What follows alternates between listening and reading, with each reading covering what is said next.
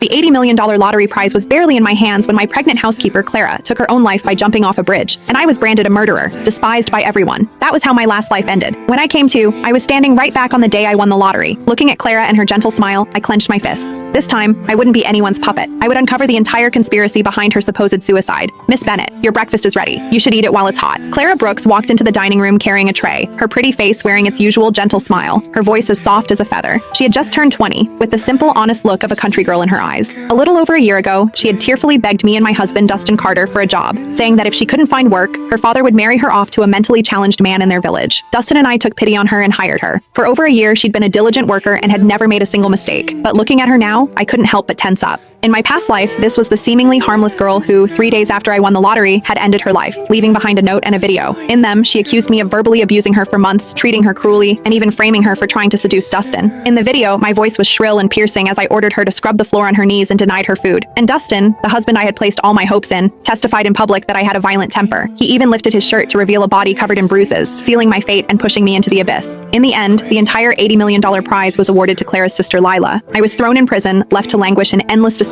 My parents, honest people who had been teachers their whole lives, were so shamed by my scandal that they both suffered fatal heart attacks, their bodies not discovered until it was too late. Even up to my death, I never understood why Clara would frame me at the cost of her own life, or where Dustin's bruises had come from. Miss Bennett, what are you thinking about? Is the breakfast not to your liking? I can make you something else. Clara reached for my plate, and I forced myself to calm down, shaking my head. No, it's fine. I was just thinking about work. The breakfast is delicious. She smiled, relieved, and turned to wipe down the table in the living room. I chewed on the toast, but it tasted like cardboard. The scenes from my past life replayed in my mind. Where did it all go wrong? Just then, Dustin walked out of the bedroom. Clara immediately put down her rag to greet him, but he just gave a faint and walked straight to me. He picked up the piece of toast I'd half eaten and thoughtfully spread some blueberry jam on it. Honey, what are you thinking about? You even forgot the jam. If I hadn't seen him with my own eyes in my past life, clutching Clara's body and screaming about how I drove an innocent girl to her death, how I had abused him for years, I might have actually been fooled by this picture-perfect loving husband act. In my past life, in court, the note, the video, and the witness testimonies all piled up, each one nailing me to a cross as a vicious monster. On the way from the courthouse to the prison, people threw things at my transport vehicle, their curses ringing in my ears. The words cut like knives, and I didn't even have the strength to defend myself. Reborn, I would not make the same mistakes again. I had to find out the truth. As I was finishing breakfast, Clara suddenly spoke up. Miss Bennett, the lottery numbers were drawn today. Don't forget to check your ticket. Her words struck me like a bolt of lightning, snapping me to my senses. Today was the drawing day. That meant I only had 7 days until Clara's jump. I had to solve all these mysteries within 7 days. I hurried into the living room, picked up the ticket I had bought on a whim at the local 7-Eleven, and pulled out my phone to check the numbers. That was it. The $80 million grand prize. I don't know when Clara had come to stand beside me, but she was staring at my phone screen, completely shocked and even more excited than I was.